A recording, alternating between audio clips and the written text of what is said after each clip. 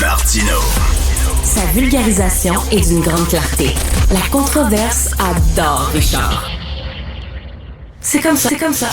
Alors, les clémentines du Maroc sont arrivées dans le supermarché. Elles sont juteuses, elles sont sucrées, elles sont incroyables. Ici, on a Philippe Lorange, qui est, lui, moins sucré, un peu plus acidulé quand même, doctorant en sociologie. Je vais toutes les faire, les jokes. Je te trouve impressionnant. Sur les agrumes, chaque semaine. Je trouve ça vraiment impressionnant pour vrai. Merci beaucoup. C'est vrai, les clémentines du Maroc sont bonnes en maudit. Alors bon, pogrom contre les partisans sportifs israéliens à Amsterdam, c'était jeudi soir dernier. C'est effarant, c'est épeurant, vraiment.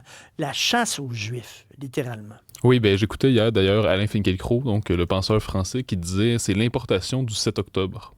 Moi, je suis entièrement d'accord avec ça, parce que souvent, dans des documentaires, dans des reportages, des analyses, il y en a qui vont éviter le sujet en disant c'est le retour de l'antisémitisme en Europe.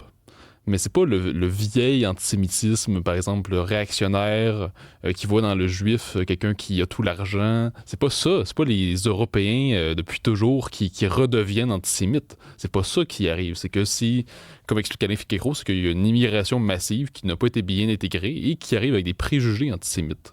Et c'est ça qu'on a vu lors de la soirée entre le jeudi et le vendredi dernier. C'est que qu'est-ce qui s'est passé? Il y avait un match, comme tu dis, match de soccer de la Ligue Europa entre l'Ajax d'Amsterdam et le Maccabi de Tel Aviv. Et là, il y avait des supporters israéliens qui étaient rendus à Amsterdam pour soutenir leur équipe. Et comme on sait, quand il y a un match sportif, il peut y avoir des radicaux. Oui. Et du côté israélien, il y avait justement, il y a une vidéo qui circule, il n'y a rien de confirmé, mais la vidéo montre des supporters du Maccabi Tel Aviv dire des choses du genre on va vous achever les Arabes, des choses comme ça, puis il n'y aura jamais d'État palestinien. OK. Donc on a des propos de ce genre-là, d'autant plus qu'au début du match... Mais est-ce que ça veut dire que tu as le droit de leur courir après et des battre à coups de pied? Non, pas du tout. Je fais juste une mise en contexte pour que tout le monde comprenne ce qui s'est passé. Et au tout début du match, il y a eu une minute de silence pour les victimes des inondations en Espagne. Donc, il y a eu une minute de silence et il y a eu des supporters israéliens qui ont refusé la minute de silence parce que l'État d'Espagne reconnaît l'État palestinien depuis peu. Donc, depuis peu, on reconnaît qu'il y a un État de Palestine. Donc, écoute, tu fais bien de tout mettre là, en contexte. Là. Tu caches pas certaines affaires. Là. Non, c'est ça, pour que tout le monde, pour pas qu'il y ait des gens en commentaire qui me disent tu caches des informations. Oui. Donc, c'est ça qui s'est passé. Donc, il y a déjà ce début-là, si on veut. Et par la suite, il y a eu un appel à la chasse aux Juifs sur les réseaux sociaux par justement des gens qui sont pro-Palestine. Et qui sont pas juste préparé, ça, là. Moi, de ce que j'en comprends, c'est que, les médias nous disent qu'il y a eu un appel à la chasse aux Juifs. D'autant plus que, j'ai oublié de dire, il y a d'autres vidéos qui montrent des supporters israéliens qui arrachent un drapeau palestinien dans les rues d'Amsterdam.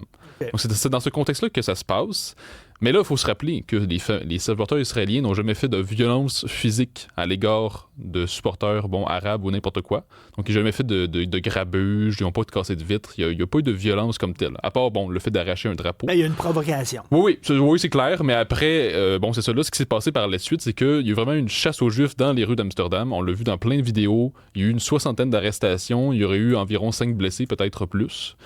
Et pourquoi? Parce que là, on le voit dans les vidéos, on dit carrément, c'est comme, vu que t'es juif, on veut te battre, on donne des coups de pied, on blesse les gens, puis on les filme, puis le but, c'est d'humilier. C'est de dire, dis-le à la caméra que tu t'es free Palestine, puis que, c'est vraiment une intimidation, c'est un pogrom, donc comme autrefois. C'est-à-dire que c'est vraiment, on chasse les juifs parce qu'ils sont juifs, on veut les blesser, les intimider et même les tuer. Donc, c'est vraiment l'importation du 7 octobre, comme le dit Finkielkraut. Et à mon sens, les actes qui se sont passés avant par les supporters israéliens, par certains, par ailleurs, ne justifient en rien les gestes qui sont suivis par la suite. Là. Mais écoute, il y a une députée de la France insoumise, ça, c'est la gang de pétés de Mélenchon, l'extrême gauche, qui a dit ces gens-là n'ont pas été frappés parce qu'ils étaient juifs. Ils ont été attaqués parce qu'ils étaient racistes et qu'ils appuyaient un génocide. Attends une minute, là, on leur demandait pas c'était quoi leurs opinions politiques avant de les frapper. On faisait rien que savoir. T'es-tu juif? Oui, bon, coupe-moi ça à gueule. Oui, ben d'ailleurs, LFI, donc la France Insoumise, qui est un peu le Québec solidaire de la France. Mais je ne veux pas excuser Québec solidaire d'avoir ce genre d'opinion-là, mais c'est-à-dire que ce parti-là, depuis plusieurs mois, même depuis le 7 octobre 2023... On voit des images, justement, de cette chasse aux Juifs ben oui, c'est ça. dans les rues d'Amsterdam. Non, mais c'est rendu complètement fou, puis c'est pas juste à Amsterdam, c'est ça qu'il faut comprendre. C'est pas juste un fait divers qui vient d'apparaître, parce que... tu sais, justement, tu viens de nommer la députée LFI. Bon, la France Insoumise, depuis plus d'un an, donc depuis l'attaque en Israël, fait beaucoup de déclarations comme ambiguës ou du genre il le mérite bien, puis dans le fond, le 7 octobre est arrivé parce qu'il y a un historique. Autrement dit, ce serait comme justifié, ce serait bien mérité. Puis on n'est pas anti-juif, on est anti-sioniste. Ah ben oui, elle est bonne celle-là. Ça, c'est la nouvelle façon de cacher ton antisémitisme. Non, je suis anti-sioniste. Mais ça veut absolument rien dire, parce qu'un sioniste, au départ, c'est quelqu'un qui voulait dire qu'il était en faveur de la création d'un État juif en Palestine. Donc, vu cet État existe maintenant qu'il existe depuis comme quoi plus de 70 ans, eh bien, si vous êtes anti-sioniste, ça veut dire que vous êtes contre l'existence même de l'État d'Israël. Donc, vous n'êtes pas juste critique de la manière dont les opérations militaires se font, dont la politique, la diplomatie se fait. Vous êtes contre l'existence même de l'État. Et si vous avez cette position-là, à mon sens, c'est antisémite. Donc, pour moi, comme tu dis, le terme antisioniste, c'est le cache-sexe de l'antisémitisme nouveau. Non, mais pour vrai, c'est vraiment ça. Puis d'ailleurs, regarde, je pense que c'est juste 2 jours après, on se remémorait de la nuit de cristal. Donc, la nuit de cristal qui avait lieu en Allemagne nazie. Qui avait intimidé beaucoup de Juifs. On brisait les vitres, les vitraux des synagogues, entre autres. Là. Exactement. Et là, il y a des gens qui font un parallèle, et bon, d'habitude, le parallèle peut sembler un peu exagéré avec le nazisme, mais tu sais, parfois, on dit, si vous habitiez en Allemagne nazie à l'époque, qu'auriez-vous fait? Mais certains Juifs qui disent, ben là, en ce moment, on est pas mal dedans, là. C'est-à-dire que non, on ne sait pas le nazisme, ce qui se passe, mais c'est-à-dire qu'il y a une montée de l'antisémitisme originaire du mouvement pro-Palestine, des islamistes. Et quelle est la réaction des gouvernements et de la population? Ben, ma foi, c'est une réaction assez faible. Là, parce que là, les Pays-Bas ont dit qu'ils vont faire une enquête approfondie. Mais après, je veux dire, Israël a quand même envoyé 2 avions de secours. Je veux dire, c'est fou quand même pour fuir un pays d'Europe occidentale. Les Juifs sont rendus en danger dans un pays d'Europe occidentale. Ils fuient la France, d'ailleurs. Et il y a plein de Juifs, c'est ça, qui fuient la France et qui s'en vont vivre en Israël, alors que eux autres étaient bien où ils étaient. Là. Ils ne voulaient pas nécessairement aller vivre en Israël. Mais c'est comme si on fait en sorte que tous les Juifs en Europe retournent en Israël, puis là, ça serait plus facile de les exterminer parce qu'ils sont tous à la même place. Non, on dirait que c'est ça, là. C'est drôle, puis c'est pas drôle. Ouais. Mais, tu sais, la France, justement, accueille la plus grande communauté juive d'Europe. Et ce qui est quand même très triste, c'est que, comme on dit, la diversité est une richesse. Ben, je pense que la communauté juive, c'est vraiment le meilleur exemple d'une communauté diverse qui apporte une vraie richesse. Parce que les Juifs ont beaucoup d'intellectuels, ils ont beaucoup de penseurs, il y a eu énormément de prix Nobel chez les Juifs, alors que c'est une mini-minorité dans le monde. Je pense que les Juifs, c'est quelque chose comme 0,2% de la population mondiale, alors qu'ils ont tellement inventé plein de choses, ils ont tellement écrit plein de livres. Donc, si on est toujours en train de les persécuter, puis qu'ils vont tous se diriger vers Israël, c'est une immense perte culturelle pour les pays occidentaux, puis les différents pays dans le monde. Non, mais ce qui est triste aussi, c'est qu'à Amsterdam, tu sais, je suis déjà allé à Amsterdam, mais c'était un endroit qui était comme un modèle de cohabitation, tu sais. C'est une ville qui était ouverte, là. Je te parle pas de l'époque où les nazis étaient là, mais dans les dernières années, là, il y avait des, tu sais, ils sont ouverts pour, mettons, la drogue, la prostitution, etc., les différentes ethnies, tout ça cohabitaient.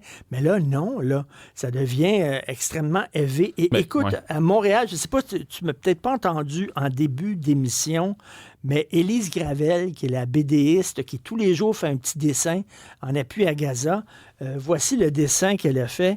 Soon, when Jews face real anti-Semitic attacks, no one will believe them. Bon. Oui, bientôt, lorsque les Juifs feront face à de vraies attaques antisémites, il n'y a personne qui va les croire. Ce que semble dire, c'est que jusqu'à maintenant, tout ce qu'on a vu à Montréal, des fusillades sur des écoles juives, des cocktails Molotov sur des synagogues, ce qu'on a vu à Amsterdam, ça, c'est pas des vraies attaques antisémites. Là. Ça, les Juifs se plaignent pour rien, mais le jour, qu'est-ce que ça y prend pour allumer puis dire ce sont des attaques antisémites? Et moi, ce qui m'écœure, c'est que cette gauche-là qui minimise, là, qui banalise l'antisémitisme. Oui, bien, Élise Ravitch, c'est une idiote utile. Non, mais pour vrai, c'est vraiment une islamo-gauchiste. Oui. C'est une femme qui ne comprend strictement rien aux enjeux du Proche-Orient qui sont d'une infinie complexité et qui va se limiter à faire des petits dessins pour expliquer que, dans le fond, tout est simple, parce qu'il y a les gentils palestiniens puis il y a les méchants israéliens.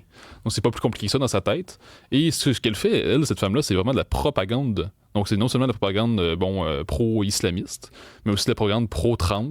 Donc, on peut comprendre, après, les écoles américaines de vouloir tasser ces livres dans les écoles, ou du moins qu'ils ne soient pas enseignés obligatoirement. Puis d'ailleurs, tu parles justement de Montréal. Bien, à Montréal, là, ça fait plus d'un an qu'on a des manifestations hebdomadaires avec des slogans haineux qui visent la destruction d'Israël.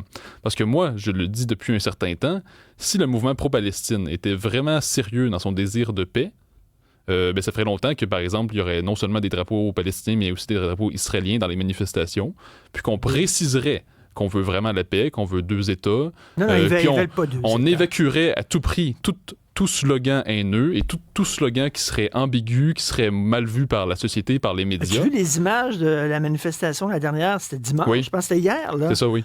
C'était hier qu'il y a eu une grosse manifestation dans le centre-ville de Montréal. Écoute, ça bardait, là. Mais écoute, c'est pire que ça, parce qu'au 7 octobre dernier, donc un an après l'attaque, il y a eu une manifestation à Montréal avec des drapeaux palestiniens pour dire 1 an de résistance. 1 an.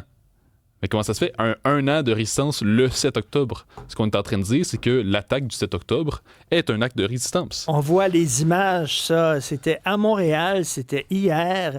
Et les discours qui ont été... C'est correct là, de manifester contre ce qui se passe à Gaza puis tout ça. Je comprends fort bien, mais il y a des dérapages dans les discours. Là. Absolument. Puis d'ailleurs, on voit par exemple des gens qui ne sont jamais condamnés médiatiquement, mais qui affirme des choses absolument incroyables. Je pense à Michel Seymour, qui est un philosophe à l'Université de Montréal, retraité maintenant, et qui dit depuis des années, et qui le réitère, que le Hamas n'est pas une organisation terroriste. Donc ça, on peut le retrouver, il le dit plusieurs fois. Cet homme-là n'a jamais été mal vu par les médias, il n'y a jamais eu une cabale, jamais eu de controverse, alors qu'il dit plusieurs fois que le Hamas n'est pas une organisation terroriste, le Hezbollah non plus.